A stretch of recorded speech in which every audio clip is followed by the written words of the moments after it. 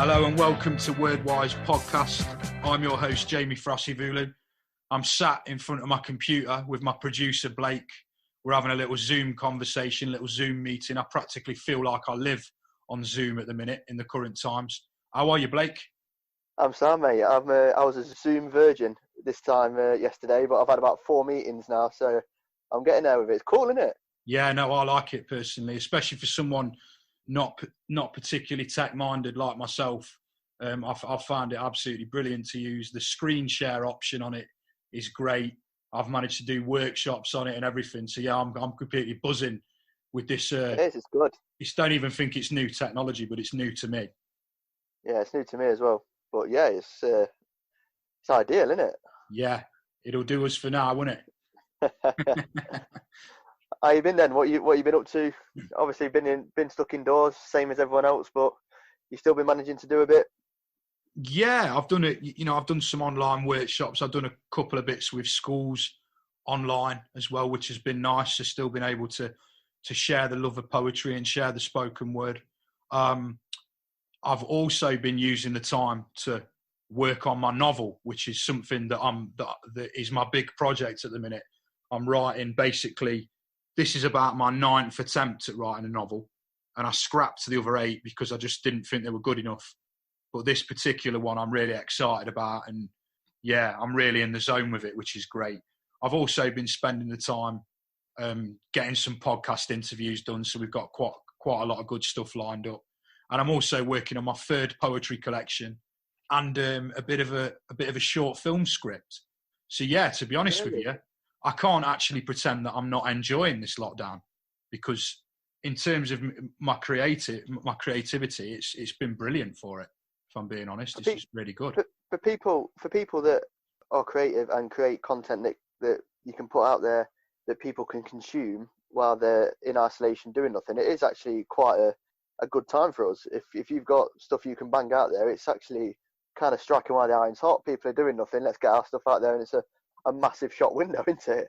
Yeah, definitely. I mean, I've had a decent increase in my YouTube subscriptions. I've been posting a bit of content on there, so yeah, it's pretty cool in that respect. You know, I suppose you've got to take the positives from the negatives, really. And I'm I try to be upbeat in these times. It's obviously been a bad time for a lot of people, and I really sympathise with anybody that's lost family and the people that have been lost to this terrible virus. But at the end of the day, I think we have to keep going, you know. So you can get consumed in doom and gloom, or you can do something about it and keep yourself upbeat and active and keep your mind healthy. That's basically where I'm at with it. Well, obviously the real heroes are the people on the front line fighting it, but I think there's a lot to be said for people that are working at radio stations, TV stations, providing content that are uplifting people during this time as well. So there's a lot to be said for, we're not just capitalising it for our own gain, it is getting things out there, trying to help people, and there's a lot to be said for just, just being there for people and just having something to get you through it. Yeah, I mean, I myself, I put out a little workshop the other day, just a writing workshop that I recorded on here, actually, on Zoom. And the reason I did that was to try and keep people sane. So some of my own fellow writers, poets, people who've never even tried writing or poetry, give them something to have a little go at and just, consume some of the time and try something new and keep their mental health in good shape. I suppose in a way I didn't need to do that video, but I just thought that it was the least I can do, really. Just do what I can to help people, because I'm no skilled NHS worker. I'm not working really hard in the supermarkets to keep the shelves stacked like a lot of other people, and putting up with abuse from the general public as well. I've heard some terrible stories from supermarket workers on how they're being treated by the public.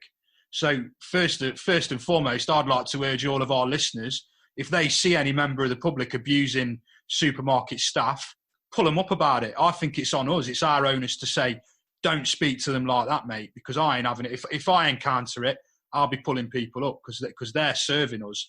They're risking their lives, essentially, to, working in these positions where they're in contact with lots of people. And to get abuse off the general public is absolutely disgusting. So as much as I've seen some good things come out of this, I've also seen a lot of bad behaviour from human beings, and I think that it's on us all as a species to pull people up about that. Yeah, the same as anything in the world. What brings the good out in people, in the good people, it brings the bad out in the worst in a lot of people, doesn't it? So yeah. Yeah, if you see anything, don't stand for it. No, don't stand for it. Listeners, do your bit all the time. Yeah, that's kind of the word-wise vigilantes. Word-wise vigilantes, mate. Yeah, definitely. So we're going to cut to my very shortened debut video diary. Well, not video diary, audio diary. It was obviously intended to be longer, but I did a couple of jobs that I remembered to do a diary log for since the last episode. So yeah, we'll share that with our listeners now. It's obviously a shortened version. It will normally be a lot longer, but being as a lot of the work's been sort of cancelled or postponed till later in the year, it is short, but I thought it's still worth sharing it with our listeners. So yeah, we'll listen to that now. Yes, people. So this is my diary for on the road, sort of from the week commencing 9th of March. So on Tuesday night, I ran a workshop for the homeless community at St Trinity's Church on Babington Lane in Derby, which I'm glad to say was a success. We got some great words out of the homeless folks, voicing their experience. We ate together. We read some poems. I performed a few poems, got them doing some tasks, and it was a really emotional experience. And there was some really hard-hitting words that were created. Hats off to Peter from Derby City Mission who set up the group, and it's a regular thing. They're going to be doing a sharing evening sometime in April, which I'm just waiting for the date to be confirmed. So I'll blast that out on my social media. I've just got back from Abbott's Bain School, which is in Burton, on the edge of Burton, just past sort of like Repton. And I've had a wicked session there this morning. I got interviewed about what I do as a poet by a lot of the students. They'd clearly done their homework. They seem to know a lot about me already, and asked a lot of really interesting questions. And yeah, it was a really great experience.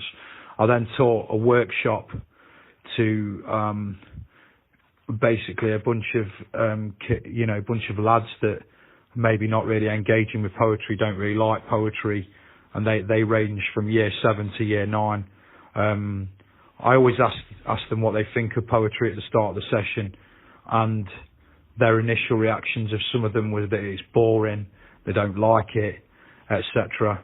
And by the end, we'd made some sort of a different impression upon them. They'd created their own poems, and a lot of the work was really good. They were really engaged throughout the session, and I'm feeling kind of in high spirits today.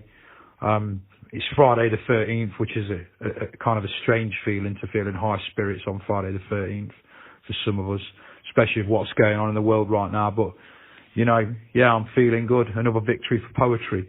I'll continue over the coming weeks and, speak to you soon. Yeah, so that was my audio diary. Obviously, when things pick up, there'll be a lot more content involved. It's something that I am keen to share with people, just to let them know how I make a living out of this whole poetry and writing malarkey. I think next, Blake, what do you reckon? I'll move straight on to the Dead Poets Corner. What's your thought? Yeah, go on, mate. Yeah, crack on, mate. Crack on. Yeah, so today I've got a bit of a treat for us, I feel. I've got a fellow Derbyshire poet, which I was happy to discover. So this is a poet called Teresa Hooley, who was born in Derbyshire, and it's a well-known poem called A War Film. So I'll be straight with you. I don't know much about her work, but I do remember reading this poem many years ago, but I didn't realise that it had any connection to Derbyshire. So obviously me, with my love of Derby and Derbyshire, I couldn't help but think, well, this is a good one to share. So yeah, I'll go for it. It goes like this. A war film. I saw with a catch of breath and the heart's uplifting, sorrow and pride, the week's great draw, the Mon retreat, the old contemptibles who fought and died, the horror, the anguish and the glory. As in a dream, still hearing machine guns rattle and shells scream, I came out into the street. When the day was done, my little son wondered at bath time why I kissed him some. Naked upon my knee, how could he know the sudden terror that assaulted me? The body I had borne, 9 moons beneath my heart, a part of me. If, someday, it should be taken away, to war, tortured, torn, slain, rotting in no man's land, out in the rain, my little son, how should he know why I kissed and kissed and kissed him, crooning his name? He thought that I was daft. He thought it was a game, and laughed and laughed. So there we go. Yeah, I figured it was. Wow. Yeah, I suppose reading through it again now is kind of there's still, I suppose, a lot of similarities with the present day in terms of this idea of loss. And it's quite a deep. That was quite deep, wasn't it? Yeah, it's a deep one. I like, I really like the poem, and obviously I wanted to, in the spirit of keeping alive the words of a poet that's no longer with us, I thought, we'll go for that. We'll go for that. Definitely. Yeah, I liked it, but very deep, very thought-provoking, isn't it? Yeah, definitely. Yeah, it's brilliant. Yeah. So that's the Dead Poets Corner for this episode. So what I reckon we'll do now, Blake, we'll move straight on to an excellent interview that I was lucky enough to conduct last week with the award-winning social documentary photographer, Jim Mortram. Jim Mortram is actually a full-time carer for his ma and his dad as well. So, essentially he has a lot to deal with in life. He knows a lot about isolation. It's more or less part of his daily existence. So I kind of figured it'd be quite interesting to hear from the perspective of somebody that deals with isolation a lot. A lot of people, I think, don't get me wrong, I understand people being sort of downbeat about the current situation, but for some people, this is permanent anyway. And I think it might put people's thoughts into perspective and make them realise that, some people are overreacting. At the end of the day, we've got to stay inside for X amount of time, however long that's going to be. Some people have that all the time. And I thought that, Jim's a guy whose work I really respect. I was lucky enough to write the foreword for his photography collection, Small Town Inertia. And he's a guy I owe a lot to. So I look forward to bringing that to you. So without further ado, here's the interview I conducted last week with Jim Mortram. I'm good, thank you, my friend. You? Yeah, all good, mate. All good. As good as can be in these times. Similar to yourself. Yeah. So we'll start off by, I'm just going to let you explain a little bit about Small Town Inertia and how that came about, really. Okay. As ever, I'm going to condense about 15 years into about 60 seconds. Otherwise, it'll take the whole podcast. Yeah, cool. I was at art school in 1990, the early 1990s. It's so long ago, I've forgotten when it was, to be honest. Studying for a degree in painting, and this is in Norfolk. It was Norwich Art School, and my mother has always been poorly and disabled, and whilst I was studying, she got really, really ill, bedridden. So I took the decision to quit art school and return home and become her principal carer. I was kind of flush with the arrogance and the ego of my early 20s, thinking, this won't be a problem. I'll sort this out. This is you think you can fix everything at that age. Mm-hmm. So I returned home, and very quickly I realized the gravity of the situation. And the next thing I know, 15 years have gone by. Yeah. There's no fixing the situation. There's no remedy.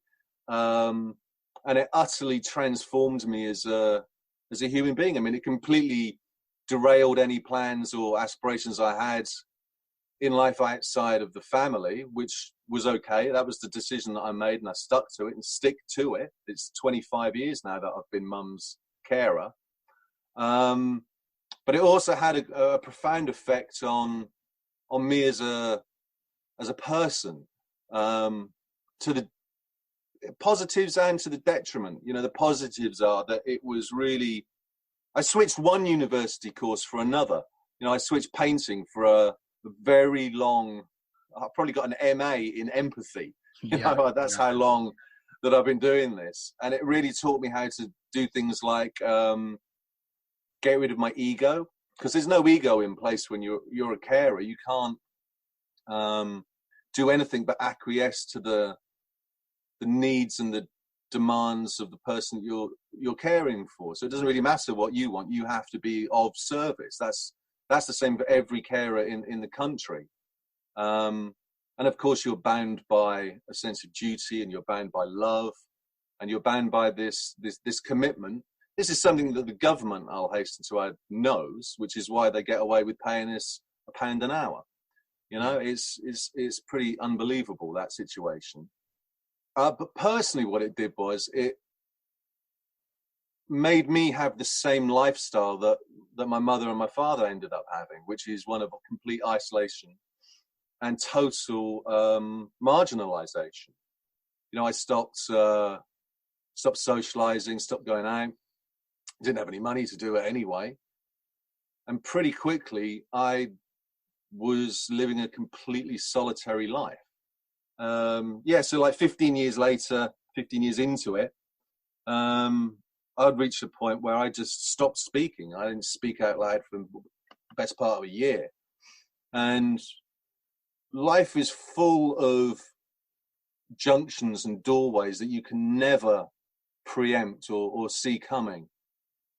You can't read the future. And I didn't know that on my future, this journey that I was on, that seemed to have completely stagnated and put me in this prison, if you like, had an amazing doorway waiting for me that would completely transform my life. And it took something as simple as a friend popping around while I was probably at my lowest ebb, and he had a camera with him, and he said, just keep this, take a few shots, get out, walk around the block or something, see if you enjoy it.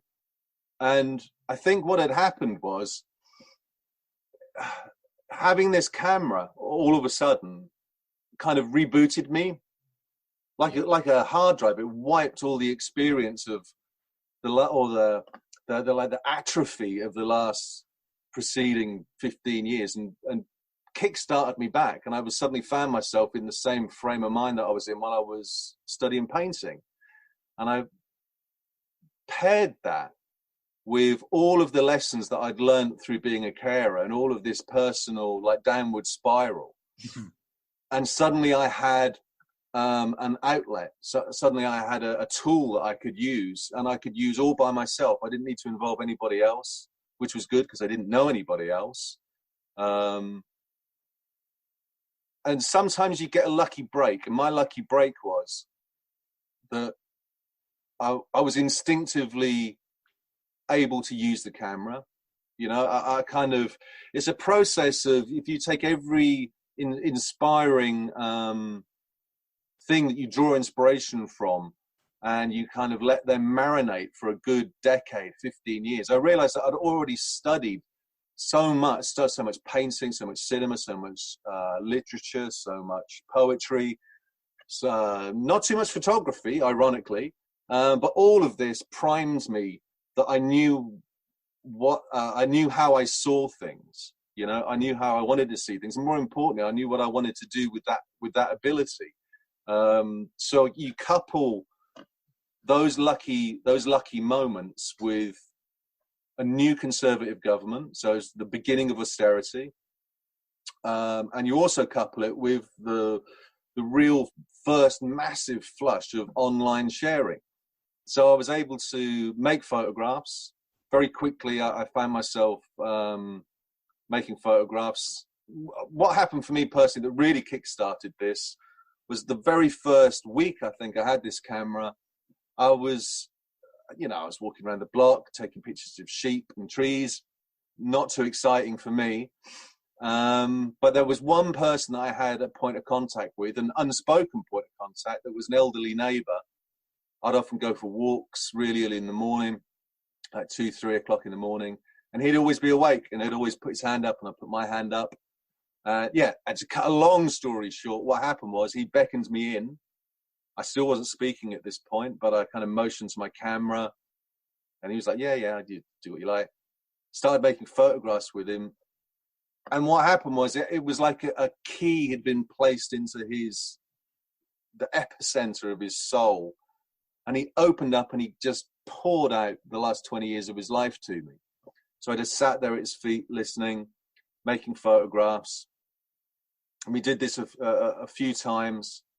Then I found out that he was in hospital, he had cancer, and then he passed away through an infection.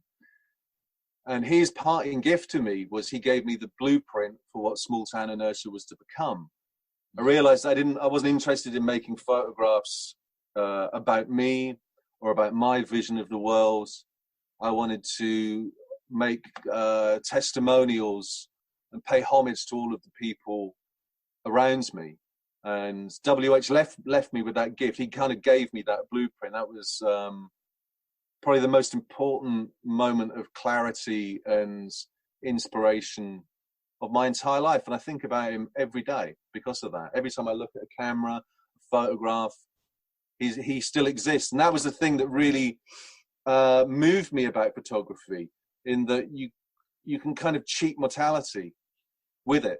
You know, the pictures that I make, and very importantly, the fact that I shared written testimony, quotes, interviews, that's probably more important than the photographs.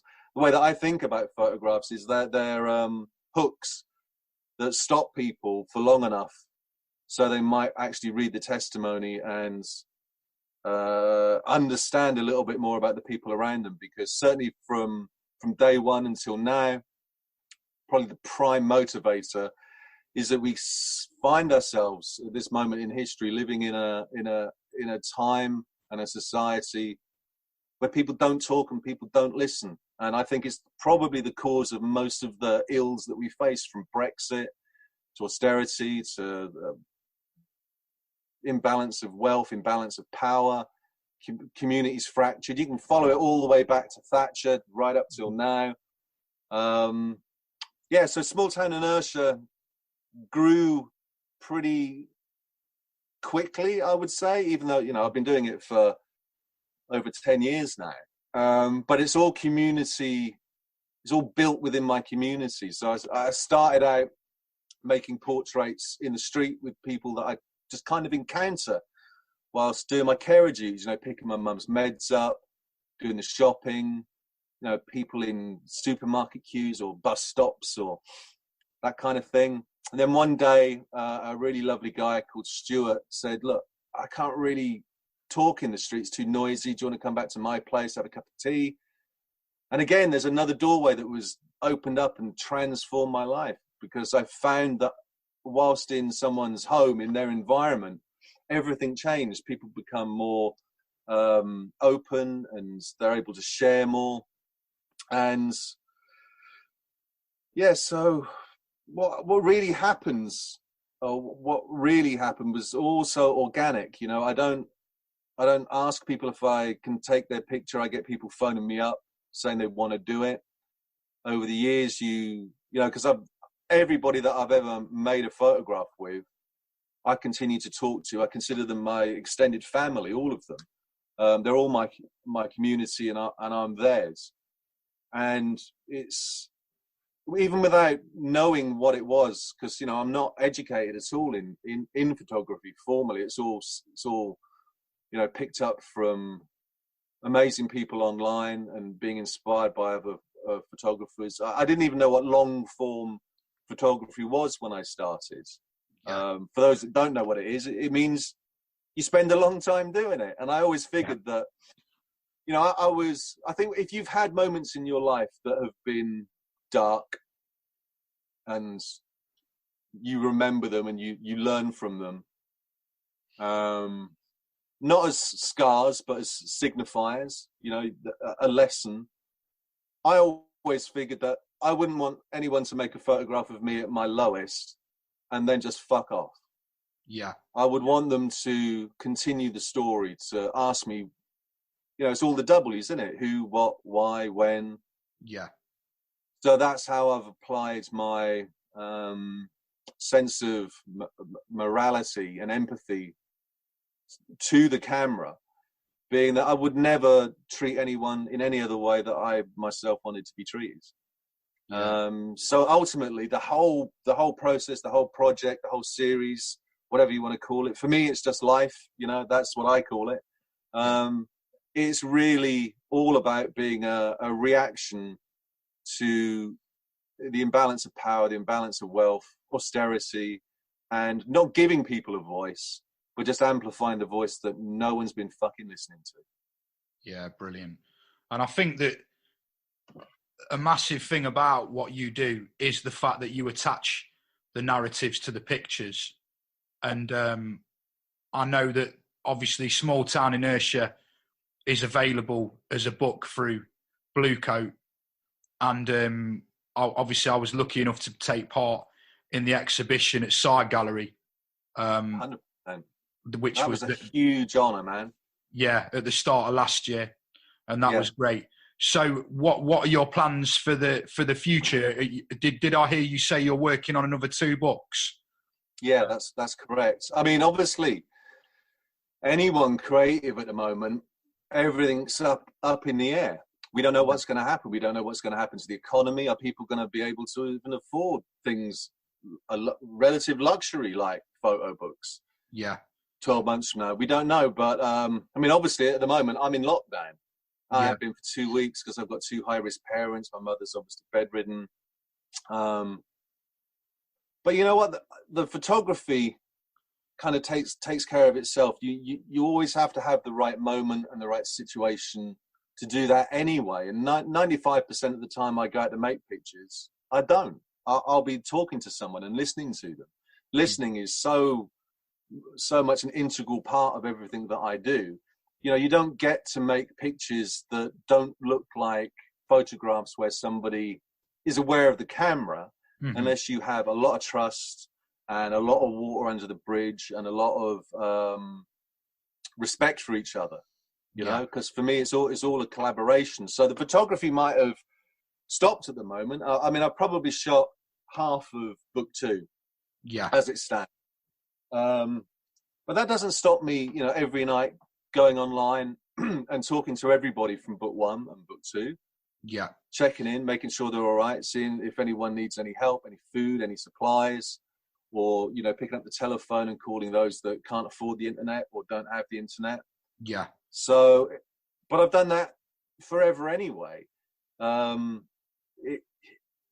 It's more a community act than it is the act of a photographer. I mean, I know I probably am a photographer, but I'm a human being first. So the things you do as a human being aren't going to be stopped by being in isolation. But yeah, so to answer your question a little bit more on point, yeah, I'm working on book 2, which is a direct sequel to book 1, because unlike the powers that be would have you believe, austerity is not finished, it's not over.